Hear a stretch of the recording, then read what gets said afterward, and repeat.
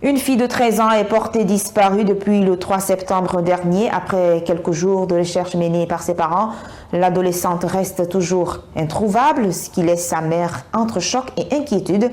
Suivez le reportage de Néné Mandela Keïta, Amadou Bari et Wandel Camara.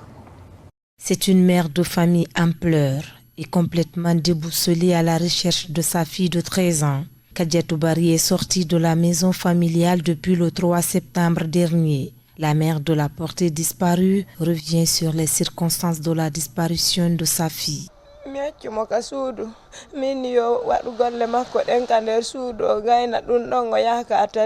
Je l'avais laissé à la maison en sortant.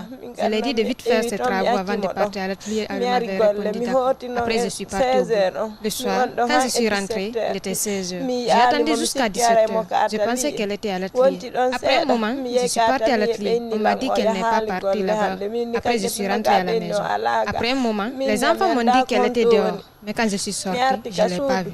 J'ai passé la nuit ainsi, jusqu'au petit matin. Je ne l'ai pas vue. On a cherché fatigué, mais jusqu'à présent, on ne l'a pas vue.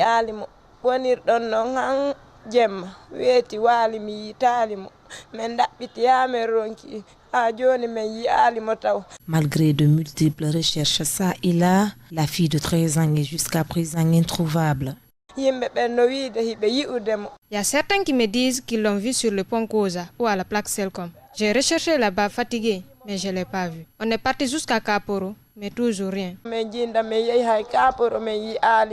Face à cette situation inquiétante, sa mère apparemment abattue sollicite l'aide de la population, mais aussi des forces de défense et de sécurité pour retrouver sa fillette. Je lance un appel à toutes les personnes de bonne volonté qui veulent l'apercevoir de m'aider à récupérer ma fille. C'est tout ce que je veux actuellement. Si elle se trouve dans les mains d'une personne, je lui prie de relâcher ma fille, pour l'amour de Dieu.